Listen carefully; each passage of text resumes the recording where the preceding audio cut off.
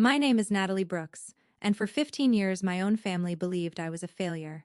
They thought I drifted from one temporary job to another, that I survived on scraps, and that my grandmother secretly kept me alive because I couldn't keep my life together. That was the story they told each other. I let them believe it, because the truth would have given my father another weapon. I was not unemployed. I was a senior forensic investigator specializing in financial fraud and elder exploitation. And the night everything broke, my phone lit up with a photograph that told me my grandmother was in danger. It was a blue porcelain cup, turned so the handle faced the front door. Under it were 6 words. "The flower tin is empty again." That message was not sentiment. It was code. When I was 12, my grandmother, Judy, hid my first academic medal inside a flower tin after my father said I had embarrassed the family by showing off. She taught me then that the blue cup facing the door meant she could not speak freely. The flower tin being empty meant something important had been taken. So when I saw that picture, I did not hesitate. I called for an immediate welfare check, explained the distress signal, and 30 minutes later I was standing outside the house where I grew up, with 2 uniformed officers beside me. The old front door opened before anyone had time to knock again. My father, Tom Brooks, stood there in a pressed shirt and polished shoes, looking less like a man in trouble and more like a man annoyed by inconvenience. He was the kind of person who built a public image out of generosity. Financial advisor, charity donor, devoted son, reliable professional. The sort of man neighbors praised without ever seeing what happened behind closed doors. Beside him stood my stepmother, Lisa, wearing the same careful smile she used whenever she wanted people to mistake fear for calm. Tom looked at the officers. Then he looked at me. His face did not show surprise. It showed recognition. He leaned forward just enough for only me to hear, and whispered, "You should have stayed invisible." That one sentence told me everything. He had known. He had known who I was for far longer than I had imagined. And now I needed to know what else he knew. I did not react. I had learned long ago that giving him emotion was feeding him. One of the officers explained why we were there and asked to speak with Judy. Tom instantly switched into performance mode. He gave the officers the kind of calm, reasonable voice that makes cruelty sound like common sense. "She overreacts," he said, gesturing at me as if I were a family problem he was embarrassed to admit existed. "Natalie gets unstable when things don't go her way. She recently lost work and she's been inventing drama. For 15 years, that had been the family version of me. Not daughter, not investigator, not woman building a career he could not control. Just unstable, just temporary, just disappointing." One officer asked where my grandmother was. Tom answered immediately. "She's resting. Medication." She gets confused. That was when Judy appeared in the hallway. She wore a cardigan buttoned wrong, her hair slightly uncombed, and one wrist carried a faint bruise partly hidden by her sleeve. She looked smaller than I remembered, but her eyes were still sharp enough to cut through a lie when they found one. So I asked if she felt safe. She looked at Tom before answering. "I'm fine," she said. But her voice did not match the words. The officers could not arrest someone based on a feeling, so they began basic welfare questions. While they spoke, I saw something near the hallway table, a faded blue ribbon tied around her sewing box. My breath caught. It was the ribbon from my medal. At 12, after Tom had thrown my award into the trash and called achievement showing off, Judy had quietly retrieved it, wrapped it in that ribbon, and hidden it in the flower tin. She had taught me that success was not the problem. The problem was that Tom hated anything that reminded him someone else could shine. And now that same ribbon was sitting in front of me like a signal flare. Judy noticed my eyes on the sewing box and did the smallest possible thing. She nudged it toward me with her foot. I did not touch it. Not yet. Instead, I photographed it. Asked one of the officers to witness the exchange, and documented her consent. If this turned into a case, every detail had to survive scrutiny. Tom was too dangerous to let the record be sloppy. He noticed what I was doing. Of course he did. When he came back into the room, he told Judy to go rest and told me to leave his house. But he reached her chin. Tom's smile tightened. He reached toward her shoulder in that fake parent gesture he used whenever he wanted to look caring to outsiders. Judy stepped away from him immediately. "I invited her," she repeated. That was the first crack. Outside, Tom followed me to the sidewalk once the officers were distracted. His expression changed the moment we were out of earshot. "You should have stayed out of this," he said quietly. I looked at him and asked, "What do you mean?" He smiled. Not warmly, not even cruelly. Just like a man who had already won a game I had not realized we were playing. "Your employer will hear about this." That should have made no sense at all. My family had spent 15 years telling everyone I was jobless. So how did he know I had an employer to threaten? I did not answer. That was mistake one he expected me to make. I drove straight to my agency's secure office, reported the conflict, and removed myself from direct involvement before touching anything.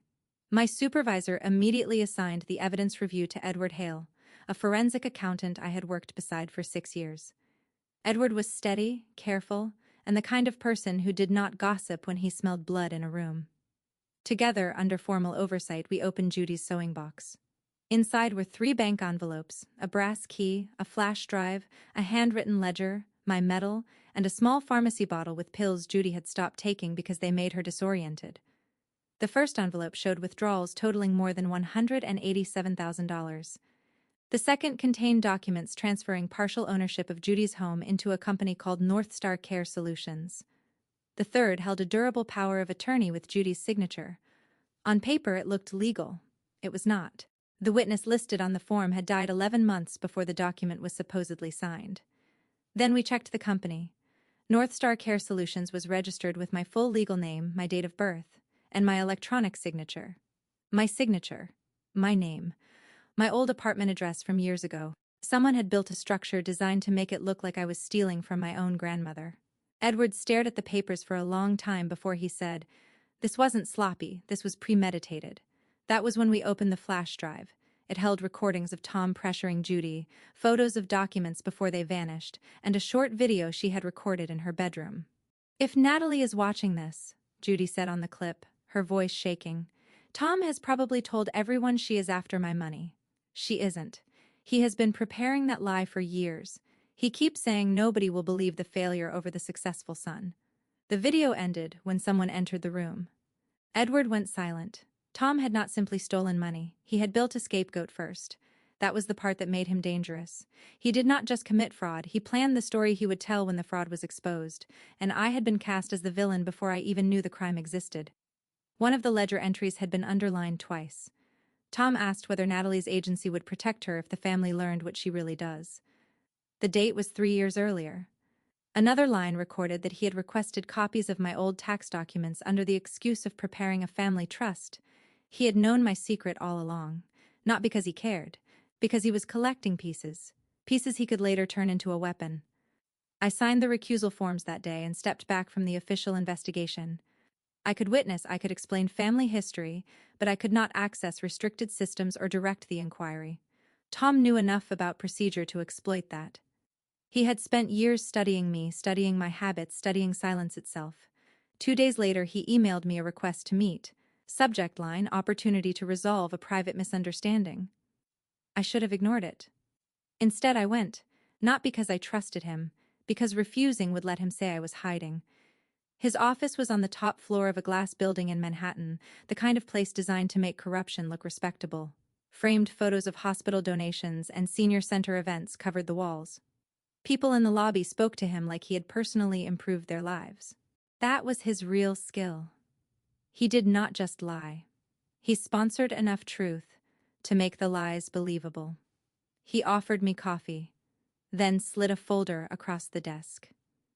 Inside were photographs of me entering my agency, speaking at conferences, having lunch with Edward, accepting a service award, and walking into meetings under an abbreviated version of my name. There were also copies of my published work, a list of cases I had testified on, and enough detail to prove he had been following me for years. "You told the family you did freelance research," he said. "I told the family nothing they could use," I replied. He smiled. You should have kept doing that. Then he placed a draft complaint on the desk. It was addressed to my agency's Inspector General. The accusations were devastating. Unauthorized searches, identity theft, misuse of government resources, and financial manipulation of a vulnerable relative. Attached were access logs that looked real enough to trigger panic. He explained calmly what would happen if he filed. Suspension. Internal review. My prior cases reopened. Victims dragged back into hearings. Years of work undone. He knew exactly where to press. You have 48 hours, he said. Tell Judy she misunderstood everything, withdraw the allegations, and I'll say North Star was only estate planning. His gaze sharpened. Continue, and your career becomes the first casualty. I left without touching the folder.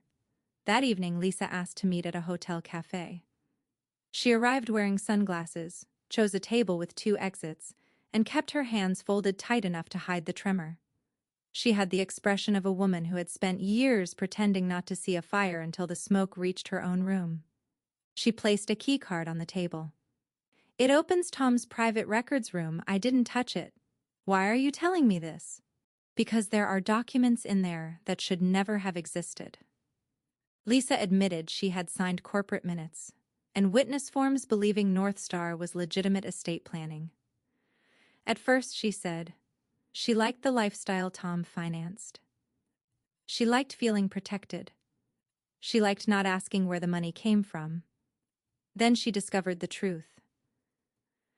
North Star had borrowed against Judy's home, diverted funds into consulting accounts tied to Tom's firm, and used her vulnerability as a pipeline. When Lisa confronted him, he showed her documents with her own signature on them and warned her she would be prosecuted if she spoke. She was not innocent.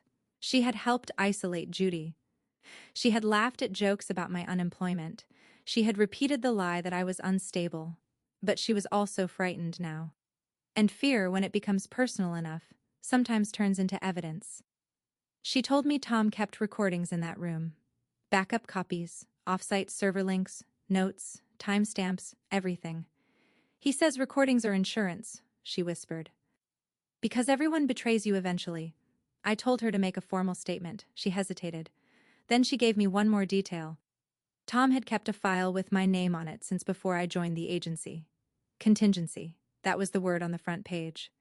At that point, this was no longer only elder fraud. This was a long-term war. And I was not the first target.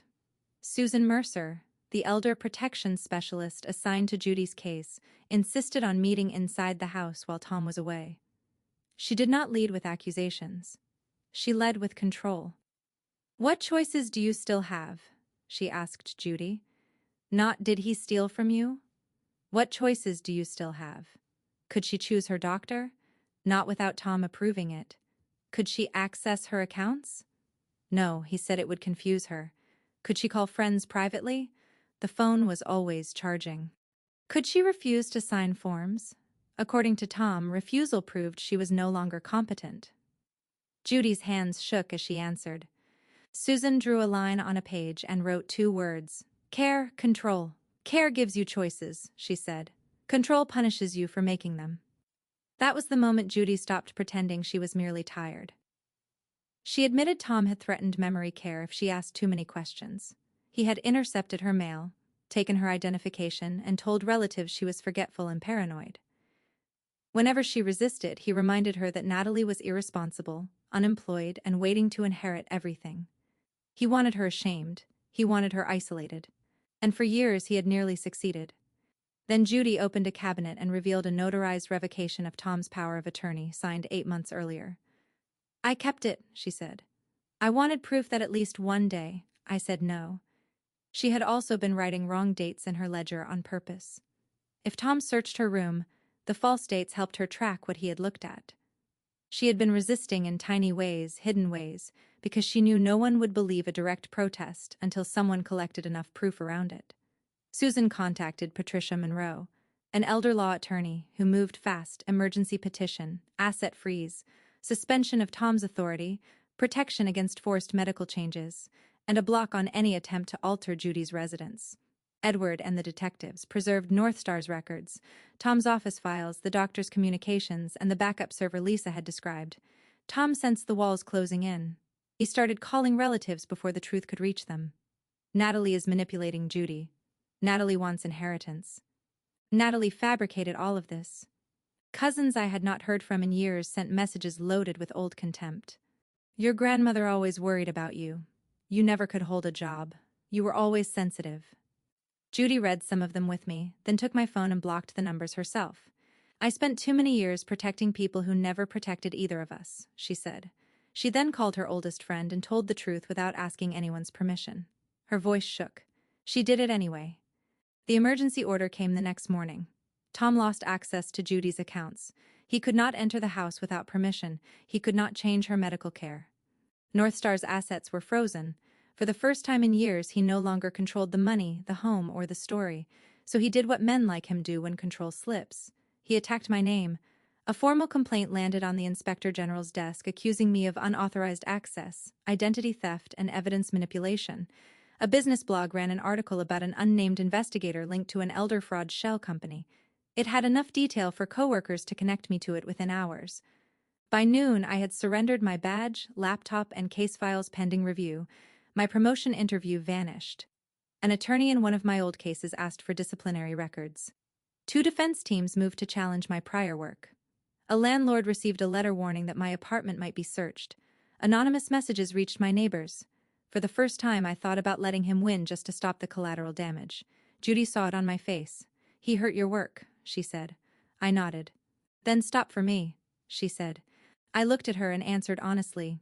If I stop now, he gets to say I was never protecting anyone. He gets to rewrite everything. Judy was quiet for a long time. Then she said, then we finish it together. Edward later found the first crack in Tom's forged access logs. They used a server format our agency had stopped using 2 years earlier. The metadata pointed back to his firm. One file had been created on his office computer. Another had been altered through Lisa's credentials after midnight on a night she claimed to be out of town. Then Lisa came forward. Not in a text, not in a whisper. In person, with an attorney, a phone, emails, hidden documents, and a backup drive she had taken from Tom's safe. She admitted signing false corporate minutes, helping persuade Judy to approve transactions, repeating lies about my employment, and allowing Tom to use her credentials. It did not erase what she had done. But it broke the unity Tom depended on. Patricia moved Judy into a secure apartment temporarily. Tom retaliated by canceling insurance payments, redirecting medication deliveries, telling doctors Judy lacked capacity, and filing for emergency guardianship. Each move looked bold. Each move made him more vulnerable, because each one created another record, and then investigators recovered his server. That was the real collapse. It contained years of recordings. Tom coaching Lisa to describe Judy as confused. Tom discussing backdated signatures with a notary. Tom directing transfers through North Star. Tom planning the false guardianship petition. Tom describing me as the designated beneficiary of blame. One recording caught him saying it plainly to an accountant. Natalie owns North Star on paper. Everyone knows she can't hold a job and depends on Judy. She investigates fraud, so when she says she found fraud, we say she created the evidence. The story tells itself. That was his genius. Not the theft, the narrative. He had spent years manufacturing a version of me that sounded believable enough to destroy the truth when the truth finally arrived. Patricia warned that we still needed one thing: direct proof of coercion in real time, not just old recordings and forged documents. Judy solved that herself. She asked for one final meeting at her house. She told Tom she was considering withdrawing the allegations if he would explain the documents, return the trust, and agree not to place her in care. Investigators stayed nearby. Susan prepared the emergency plan. I stood in the doorway while Judy sat at the table like a queen regaining a throne no one had handed back. Tom arrived confident, carrying a leather portfolio and a practiced smile. Lisa followed with a notary and a doctor who claimed he was there to evaluate Judy's capacity. Tom believed this would be the day he reset the board. He placed the revised trust, power of attorney, medical authorization, and a statement accusing me of coercion on the table. He told Judy the accounts were frozen and that she would need to sign if she wanted her care continued. Then he turned to me. Natalie already lost her job, he said. She needs your money. I'm on administrative leave, I replied. He gave a short laugh. Not for long. Judy opened her ledger. One by one, she read the numbers. $187,000 withdrawn. One by one, she read the numbers. 180 the house, borrowed against the house. Then she set down the brass key and explained what it opened. The bank compartment where she had hidden the original deed, old checks, early business records, and a note listing relatives Tom planned to tell I was financially irresponsible. "You took my future," she said. Tom's expression changed. Judy pulled out a college savings statement, $96,000, money meant for my education, transferred into Tom's firm 15 years ago. He had later told relatives I dropped out because I lacked discipline. Judy had paid my tuition herself and called it a scholarship, so I would not grow up thinking I survived because of him. Now he stood in the middle of the room, trapped by the woman he thought he had broken. He accused Patricia of manipulation. He demanded the notary begin signing. He told Judy that refusal would send her to memory care and put me in prison.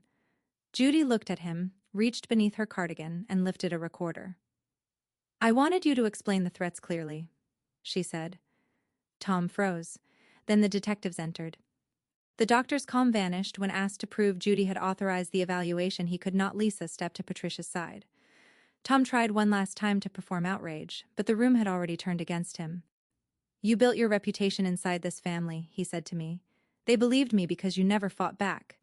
I looked at him and said, "I stayed silent because I thought it protected me. You mistook silence for surrender." The officers arrested him for violating the protective order, coercing a vulnerable adult, witness intimidation, and interfering with an investigation. As they secured his wrists, he looked at Judy and said, "You're choosing her over your own son." Judy did not blink. "I'm choosing the truth over the son I kept inventing excuses for." He was gone after that. But the damage did not vanish with the handcuffs. The investigation uncovered 4 shell companies, forged authorizations, false contracts, backdated medical documents, and more than $740,000 taken or borrowed against Judy's assets. It also uncovered money diverted from elderly clients who trusted his firm with retirement and care funds. He had been doing this to other families too. Of course he had. People like Tom don't limit themselves to one victim when they find a system that rewards cruelty. A grand jury indicted him on elder exploitation, forgery, identity theft, obstruction, witness intimidation, false records, and conspiracy. His license was suspended. His clients pulled their money. Charities removed his name. His firm was placed into receivership. His office emptied. His furniture was auctioned. His properties were frozen for restitution. Lisa received a reduced sentence in exchange for testimony and evidence. I did not forgive her. Cooperation is not the same thing as redemption. My own internal review took almost 4 months. The access logs were exposed as fabricated. My signature had been copied from an old tax document. I was cleared and reinstated, but the promotion went to someone else. Some colleagues apologized. Others never said a word.